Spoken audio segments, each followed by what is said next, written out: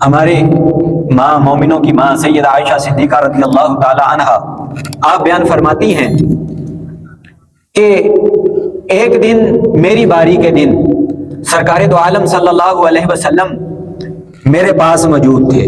سارا دن حضور نے سیدہ عائشہ صدیقہ رضی اللہ تعالی عنہا کے پاس بسر کیا، گزارا. رات کا جب وقت ہوا، ام المومنین سیدہ عائشہ صدیقہ فرماتی ہیں کہ رات کا وقت ہوا، میں کیا دیکھتی ہوں کہ حضور اپنے بستر استراحت پر آرام فرما نہیں ہیں. تو آپ فرماتی ہیں کہ میں نے حضور علیہ الصلوۃ والسلام کو ڈھونڈنے کے لیے میں بھی نکلی باہر. کیا ہوا کہ میں حضور کو ڈھونڈتے ڈھونڈتے جنت البقیع میں چلی گئی. کیا دیکھا کہ حضور جنت البقیع میں موجود ہیں. آج تو لوگ ہم قبرستان چلے جائیں دعا کے لیے ہاتھ اٹھا لیں، لوگ شرک اور بدعت کا فتویٰ لگا دیتے ہیں کہ جی جناب آپ قبرستان کھڑے دعا مانگ رہے تھے، آپ نے شرک و بدعت والا کام کیا. حالانکہ ان جاہل لوگوں کو یہ نہیں پتا کہ یہ میرے آقا کی سنت ہے. قبرستان جانا، دعا مانگنا، یہ میرے آقا کی سنت ہے.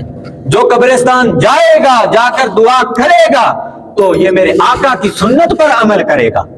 فرمایا کہ کیا دیکھتی ہوں کہ حضور جنت البقیع میں موجود ہیں. تو حضور علیہ الصلوۃ والسلام نے مجھے دیکھا تو فرمایا کہ اے عائشہ، کیا تم خیال کرتی ہو کہ اللہ اور اللہ کا رسول تمہارے ساتھ عدل و انصاف نہیں کرے گا؟ تو عرض کی یا رسول اللہ صلی اللہ علیہ وسلم ایسی بات نہیں.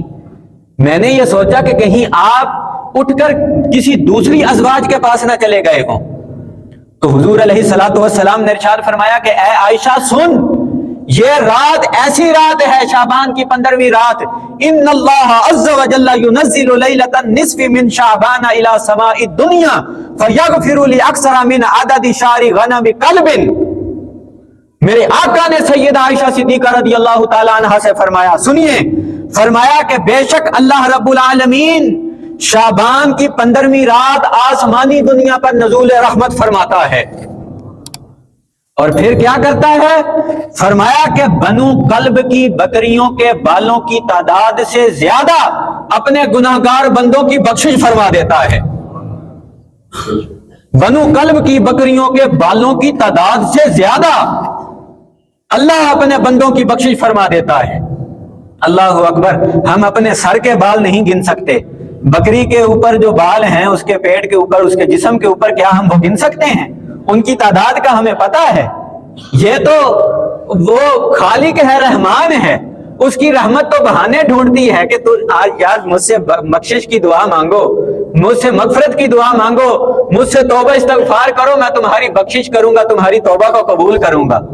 ایک تو ہم ہیں نا، اپنے کاموں کے اندر مصروف رہتے ہیں، اپنی زندگی کے اندر مگن ہیں، ہمارے پاس وقت ہی نہیں. اور ایک سرکار دو عالم صلی اللہ علیہ وسلم بھی ہیں، حضور بھی ہیں، جنہوں نے ہمارے لیے رو رو کر دعائیں کی کہ اے اللہ میری امت کو معاف کر دے، میری امت کی بخشش کر دے.